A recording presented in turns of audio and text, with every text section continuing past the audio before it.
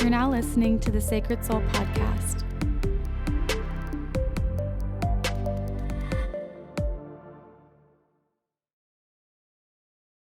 Hello, everyone. Welcome back to the podcast. I am so excited to have you here today. We are going to be diving into the divine feminine energy. And I'm so excited because I feel like for me, my perspective of the divine feminine is not so much how we operate in the world, but it's more so how we connect and respond to our emotions. We are the most feminine when we are crying, when we're feeling, when we're expressing ourselves, and even when we're angry and allowing ourselves to fully embrace whatever is happening inside of us without judgment. That to me is the divine feminine. It's sort of this bridge between what I feel and then what I can do about that. It is the power of choice as well. And choosing to move according to the intuitive body's natural instinctual way of processing pain, processing everyday experiences. And we are the most intuitive when we are in this space. When we are suppressing or controlling our emotions, that can sometimes be sort of like a forced masculine, and that can later down the line lead to a wounded feminine energy where we are unable to feel our emotions, and then that can really bog down the intuition, because our intuition comes from our emotional awareness, it comes from our emotional intelligence, and when we are not listening to the intelligence of the body, we can sort of create habits around not being able to trust ourselves. And the divine feminine is all about trusting yourself and having that flow with the communication with your body and truly understanding what it is that your body is saying to you. And it's not just about like communicating that to the world. It's about, what do I want to eat today? What is the healthiest choice for me today? What do I want to choose for myself? What is my purpose, my passion? It's the yes and the no of the body. The intelligence it comes from that space of intuition and that divine feminine space of like empowerment, and I can trust myself and I know what I want, and I know when I want to say no, I know when I want to say yes. There's no confusion in this space. The divine feminine is our clarity, our internal compass, because it's right there with the gut instinct. The more that we can follow the guide of the body and our emotions and being free to express that without needing to be embarrassed about crying in front of people, without needing to be worried about our rage and what that means and why we feel it, instead of questioning and judging yourself for just being a human and feeling, you will begin to process things in a healthy manner that really allow you to then make masculine choices that are healthy and that can start creating habits around choosing yourself. And the more that you choose yourself, the more that you are in your divine feminine, the more that you can give to the world, to your loved ones, to your children, to your partner, to your work, from a space of overflow. If we are neglecting to listen to the body, if we are neglecting our flow, our feminine energy, then we are giving from a space of depletion, from a space of resistance, from a space of lack. And it is not empowered in the way that we move forward. And it can be really hard to be in alignment with abundance in that space. In order for us to really get to understand and know the divine feminine, I think first we have to deeply acknowledge that sometimes we are not in our divine feminine. And I think that for the most part, we're not as humans in the society. I think that there is a lot of trauma that we endure as people, as women especially, in our upbringing, with our physical bodies, with giving birth, with having relationships, and all these different ways where the divine feminine can be sort of shunned or shut down. And I think that we need to acknowledge the shadow side to the feminine, which is more aggressive. She does show up more masculine in the approach. And I think that we can look at women who may show up very angry or irritable, and there's nothing wrong with that. But I think acknowledging the version of you, and because I have this version of myself too, that is more of that masculine, aggressive, I get angry and triggered during certain topics or conversations. This can really show you where you have a scorned woman energy. And I think that this is the shadow side to the divine feminine. It is our inner scorned woman. And I think that every woman has this version of ourselves. And for some people, it may show up more obvious, whereas some of us that don't have as much trauma or pain to navigate through, or maybe you've done a lot of healing work, it may not show up as obvious. Maybe it's more subtle. But for me, I will kind of give you an example of how my Scorned Woman shows up for me, and I still have a little bit of it that I'm processing through. But for me, my Scorned Woman shows up a lot with religious topics and topics about God, spirituality, Christianity. And the first time this showed up for me was when I was 12, and my mother came out to me as gay. She told me that she liked girls and that she had a girlfriend, and I was only 12, and I was trying to process that and try to find, I guess, a sense of understanding around that. And during this time is when my Scorned Woman started to be birthed into creation and into manifestation of like the way that I showed up in life. I remember my neighborhood best friend was not allowed to come to my house anymore because my mom was a lesbian, and her mom didn't want her daughter to like be around our house and like see that sort of action, because she had seen my mother kissing her girlfriend outside of the house when they were leaving one day.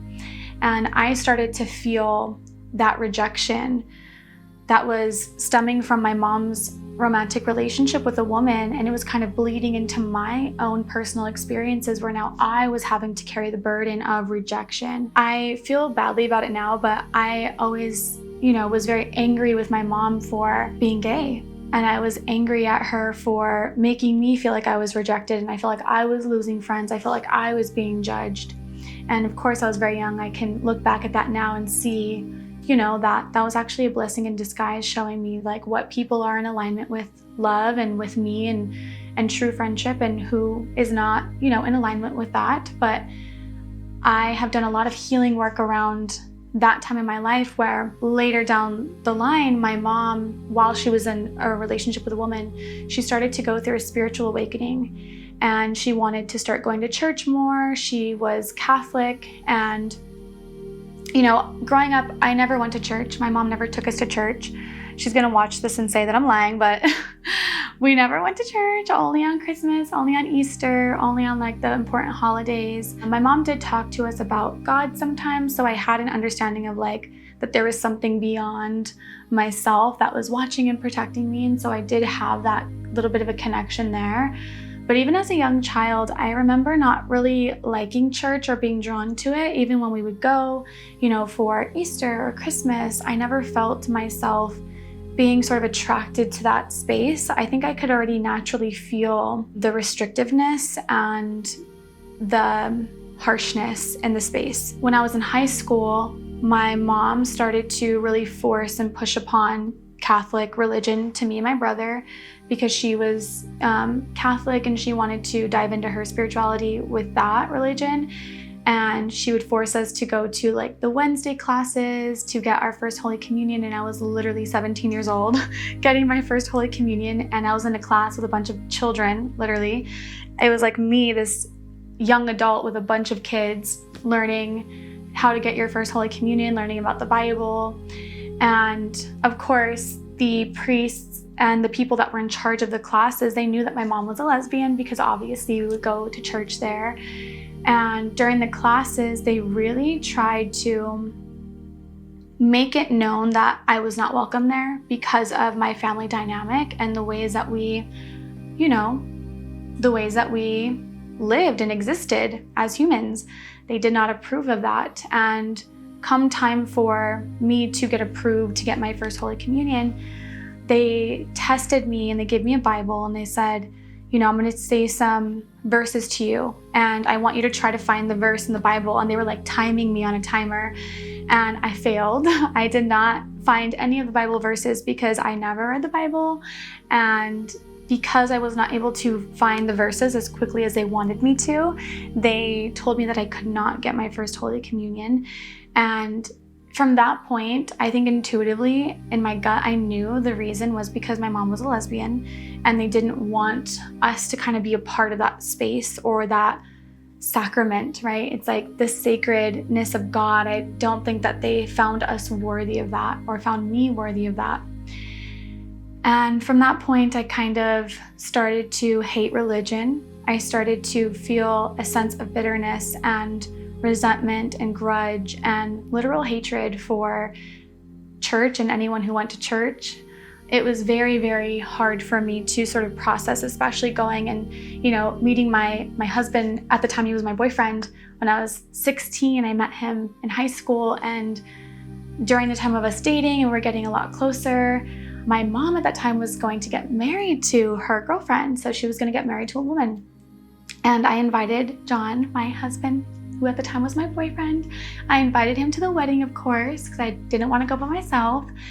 And he was not allowed to go to the wedding because his parents, who are also very religious, which, now that I'm older, I can respect people's opinions and stuff.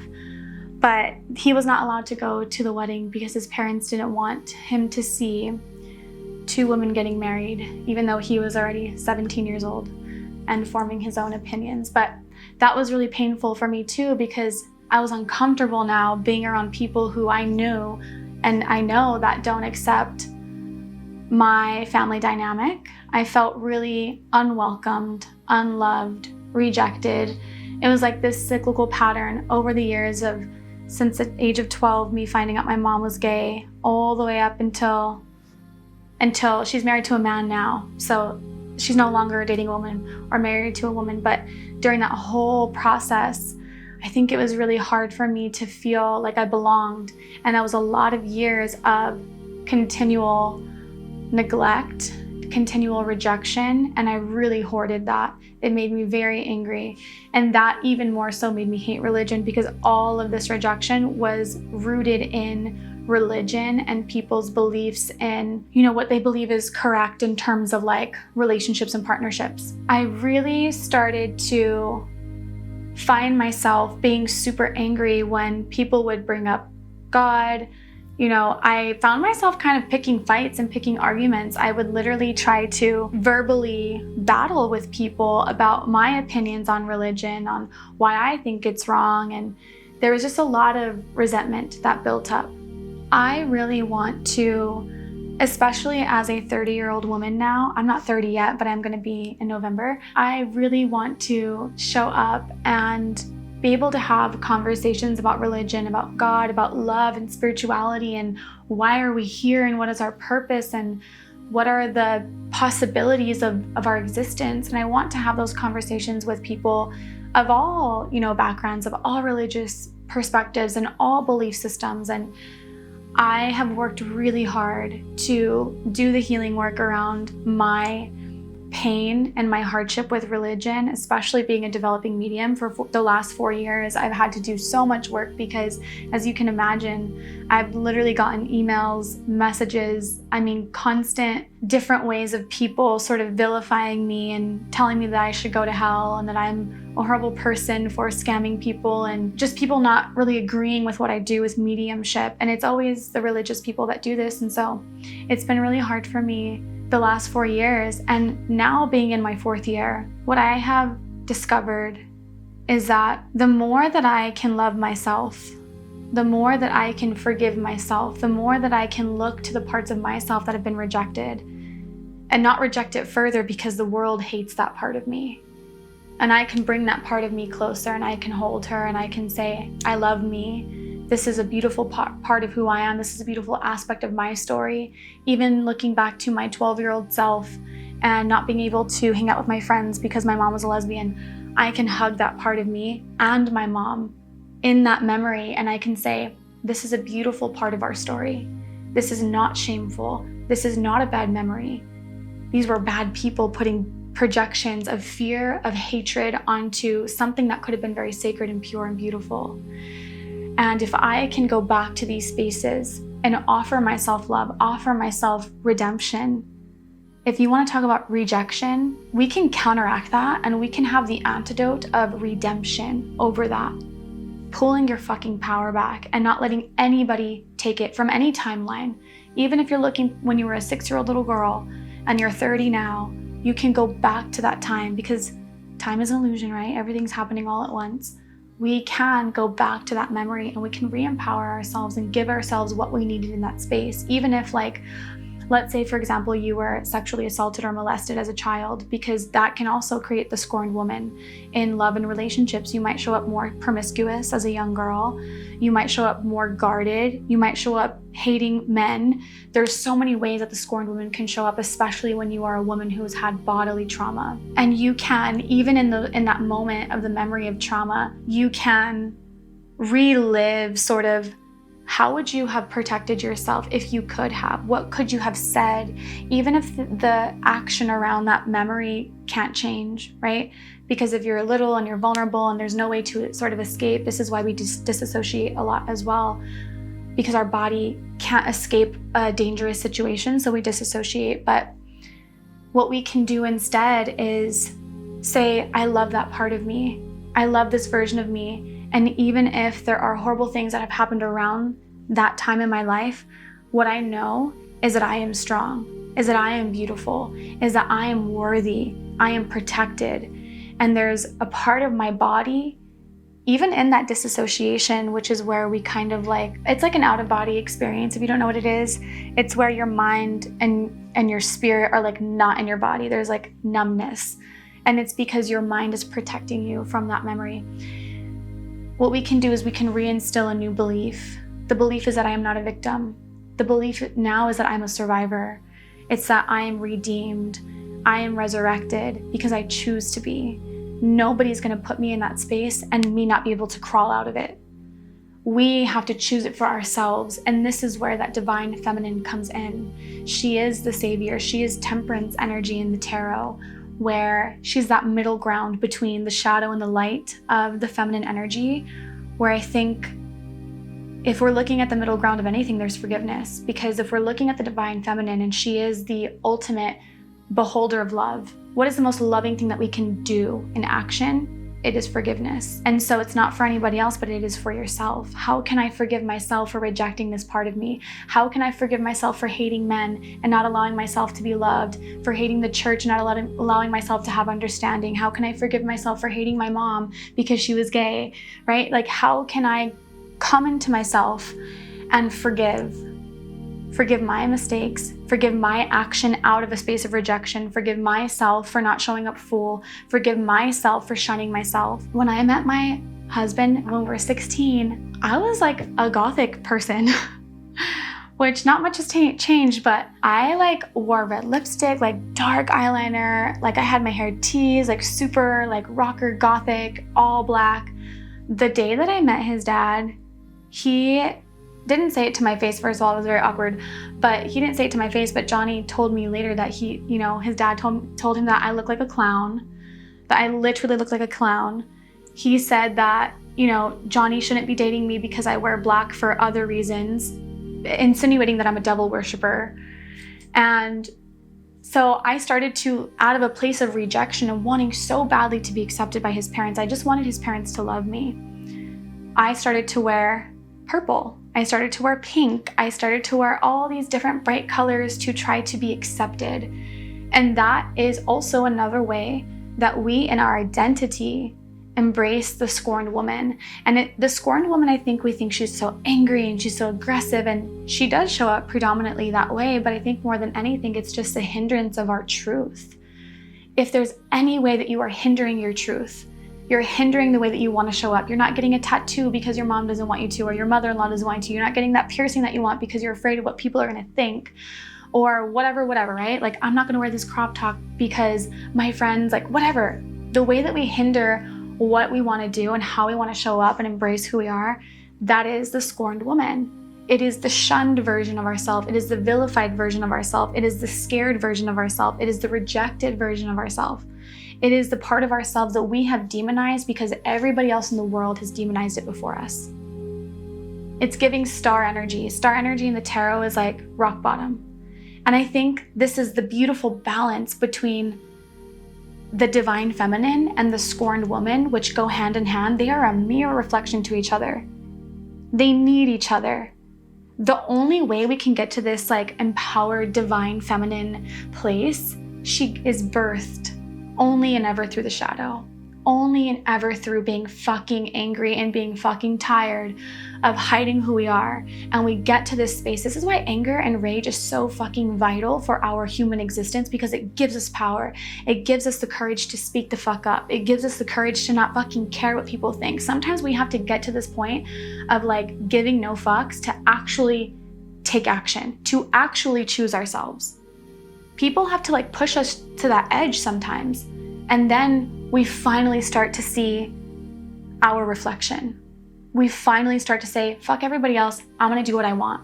And then little by little, that divine, I have chills, the divine feminine starts to emerge. And it's sort of like it literally, if you can describe the feeling, it's like a watery elixir just like pouring down on you. And it's like everything will be okay. And now when somebody tries to come and tell you something about yourself that is not true, or that is triggering, or that you would have gotten mad about a year ago or a week ago, the divine feminine says, I don't need to pick my battles because the world is not against me, right? This is not a battlefield. The divine feminine does not need to prove herself. The divine feminine does not need to explain her goodness or her worthiness or her art. And I say it all the fucking time, guys, we are a work of art. Nobody has to understand you. You don't even have to understand you. It is literally okay that we feel things. We are literally a walking contradiction. Our existence is a walking contradiction. It's not meant to be decoded sometimes. It's just meant to be experienced and appreciated. We are complex. Feminine energy is complex. The feminine knows what she's doing. The body knows what she's doing. And the more that we can be led by the body, led by the intuition, which is the feminine, by the flow, which is the feminine, by the ease, which is the feminine, the more we are in alignment with abundance. And abundance isn't just money, it is, right? But I mean, it's money, it's friendship, it's genuine connections, it's love, it's opportunities, it's peace. Abundance can come in all forms, but we lose our access point to abundance when we are so closed off because we're not showing up in the overflow. How can you show up in the overflow when you are constantly shunning yourself or doing things to please other people or hating versions of yourself because your mom doesn't like it, your dad doesn't like it, your boyfriend doesn't like it, your in-laws don't like it, or your friends don't like it? We cannot continue to hide who we are. It's going to become too painful. You're going to lose yourself. And this is what the Scorned Woman shows up to show us, is that we lose ourselves the more that we try to fit in, try to be understood. We lose access and viewpoint of like, what am I actually experiencing that I can take control of, that I can ease my way into? I think the most important thing that's coming to my mind now is that I feel like I'm talking to my divine feminine in this moment, is like, she's telling me all we have to do is forgive ourselves. We have to forgive ourselves for every time you've looked in the mirror and said you're fucking ugly, every time you've joked and said, ha ha ha, I'm so fucking stupid, I'm a dumb bitch. Me, I do that all the time. We have to stop doing that. Even if it's a joke, it's not a joke. You mean that to some capacity, and that's why you're saying it. Or you're scared of vulnerability, and that's another way that you are hiding yourself from your divine feminine. It's okay to be vulnerable. I tell this to my friend Rita all the time. I love my friend Rita. She's so in her divine feminine, and she's so serious about it. And she's just like, so like, she'll cry on the spot. And I'm just like, damn, like I want to be at that level of vulnerability where I can just cry and not feel awkward and not make it uncomfortable or not hide the truth of my femininity, right? It's meant to be embraced. It's meant to inspire. And I tell my friend Rita all the time, I'm like, girl, like that's her gift. Her gift is expressing herself so vulnerably and naturally and organically. And for me, I notice that I curse a lot, or I'll like laugh and make a joke. I have to make it funny because I feel uncomfortable about like opening up so raw, but it's a practice, right? So in those moments, recognize where that scorned woman comes in, the shunned self, and invite her in and say, it's okay that we're vulnerable today. Ooh, I recognize that I just cursed and I'm doing it to deflect, right? It's like, that's the shadow work. It's working with the shadow. That is what shadow work means.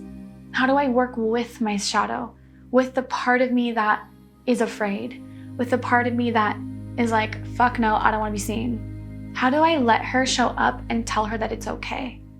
We have to, when we're doing shadow work, you have to embody the shadow. You have to be and see and exist in the shadow, through the shadow, seeing everything from the shadow. It's meant to be explored in that way. So I'm gonna pull some cards for you guys now. Okay, so I just pulled some cards for you guys, looking at the relationship that you have with your divine feminine energy. The first card out is the number 11, the High Priestess. And I think it's interesting that this card comes out because High Priestess is all about, it's very Scorpio woman. And I think that it really does sort of highlight the parts of ourselves that we try to hide. And if you look closely, the High Priestess does represent duality. She represents higher mind, higher wisdom that she's able to cultivate through self-acceptance of her shadow. And that is a pillar of who she is. And there has to be some sort of acknowledgement and resonance with the shadow in order to then see the reflection of the light and to see the other side of it. There's a lot of wisdom with the High Priestess, but I think too with the High Priestess, she's very suspicious. She's very, I don't trust people. I am going to assume 5 of Swords that I know what you're thinking, I know what you're perceiving of me. So I think that some of you guys have a tendency to read too deeply into the energy of somebody else, their body language, and sort of assume the worst of how they feel about you. And this is how you self-sabotage. With the 5 of Swords, it's all about self-sabotage and how we don't sort of let ourselves build stronger connections with people because we right away assume that person doesn't like me, this person's talking shit, right? Like we have these sort of like mental, it's like almost like your autopilot is to like focus on the negative. And this is how most of you guys that are watching this, because I'm pulling it for the collective, how your scorned woman shows up. It's like, oh, well, this person doesn't like me, and it's not even like a sort of like an attitude-y thing. I think for some of you it could be, but I'm saying it more, 5 of Swords could be, oh, well, they don't like me. It could be like that, like it can be in different energies that this shows up for us. But I think be careful with self-sabotage, and star energy is all about feeling different, feeling unloved, feeling unchosen. And I think that we're relying too much on other people to say, you're good, you're beautiful, I choose you, you're the person I love, you're the person I'm looking at, instead of us doing that ourselves, putting in the internal spiritual work with the 6 of Wands. It's all about showing up confidently. And the only way to do this is self-acceptance. It is nurturing our shadow, nurturing the parts of us that we feel are different, that we don't even understand yet, and then going to that space of rock bottom and finding comfort in it, and then moving through it with love and wisdom, taking the wisdom from your experiences and then moving forward in a way that you can feel redeemed with the 6 of Wands. And I think that this is the advice, and we'll make this short. The advice is to do something right now, today. And I can think of something that we could all do together. So if you're watching this, you better do it. And then comment when you're done. Let's all post either a selfie that looks like in our best outfit that we feel the most comfortable in, or post like a video of you talking about something. Maybe some of us should go live. Do something where you show up in your individuality in a way that's like so honoring of who you are, and especially the parts of yourself that you used to hide. So like if you like don't wear your high heels because you're afraid of what people are gonna think, or you think you're too tall, or wear your fucking high heels, girl, right? Like it could be little things like that that are in connection to the identity, or even, yeah, just like doing something that's gonna make you feel good about yourself today without hindering it. And I think a lot of us, our scorned woman shows up actually after we post something. So pay attention to how you feel after you post a selfie, after you post something on your Instagram story, after you post a video, after you go live, after you whatever, right? Sit with yourself and how do you feel? Do you feel embarrassed? Do you feel shame? Do you have the ick? Do you feel cringy after posting a selfie? Like those are all the ways that we self-sabotage from doing something that feels good to us. If you posted it, it's because in that moment, it was right. You were in the divine feminine of flow. You were healing in that moment, the scorned woman. In that moment, you were healing the part of yourself that has been trapped. And then the self-sabotage kicks in and says, oh, wait, Alex, why are you posting this? You haven't been posting stuff like this before, or this is not the normal thing, Alex. And then you're like, oh fuck, I feel cringy looking at my selfie. Or then we're like, oh my God, only 5 people liked it. Oh my God, only 1 person commented. Who fucking cares? Don't even pay attention to that. If you need to like take off your likes and comments off of your photo, do that. If that's gonna be a trigger for you, you have to get ahead of it before it triggers you and then makes you delete it. So do that. I hope it helps. Please comment if you do it. I will see you guys next week. I love you. Thank you.